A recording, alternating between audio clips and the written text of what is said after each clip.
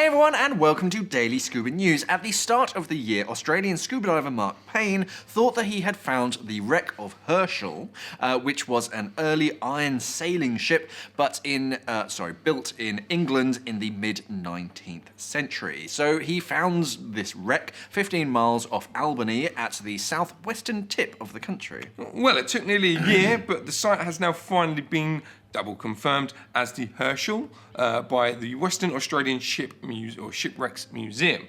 Mark was pretty pleased with himself that he'd found the wreck. I would be too personally. I found the wreck. But Mark has been actually reporting shipwrecks to authorities for over the past 30 years, and this is the first time one's gone on record. So well done, Mark. Yeah. So the Herschel had a very fruitful life, including carrying German migrants to Queensland during the gold rush. The boat was actually docked for some time around then, when the captain was actually accused of mistreating passengers. So that was actually super juicy news back in the day. It was afterwards. It was then converted to a coal hulk for a Norwegian company, just shipping coal backwards and forwards. Rock and roll life, mate. Yeah. Rock and roll life. So then, 15 years later, it was scuttled off the islands.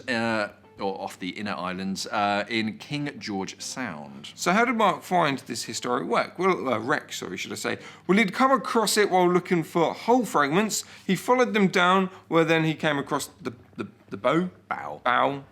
It says bow on there. You heathen. Yeah, thank you very much.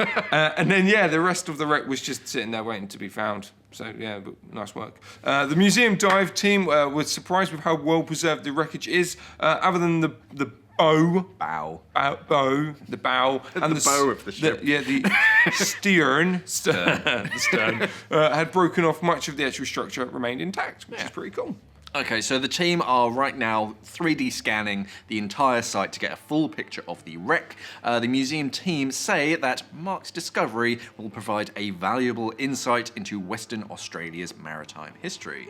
The site also is basically thriving with marine life too, and maybe it might become a really good spot for some diving as well, which is always good. It's another ancient shipwreck.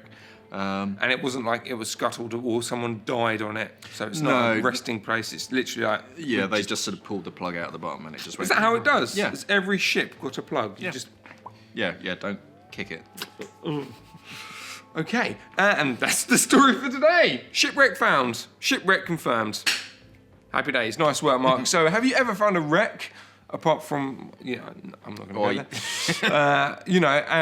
Anyway, have you ever found a wreck which was later confirmed by officials? If so, did it take a year, or did it take a little bit less or a little bit longer? Let us know, and let's have a chat about it in the comments below. Thanks for watching, and as always, stay classy, scuba divers, and don't forget to hit that subscribe button and the bell and all the other stuff that I didn't put in this script.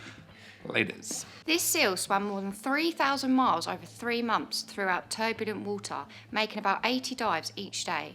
So, the seal had a sensor attached to the top of its head. It was placed there to get a better reading of data. But what data were NASA actually looking for? Well, they want to find out how heat moves vertically between the different layers of the ocean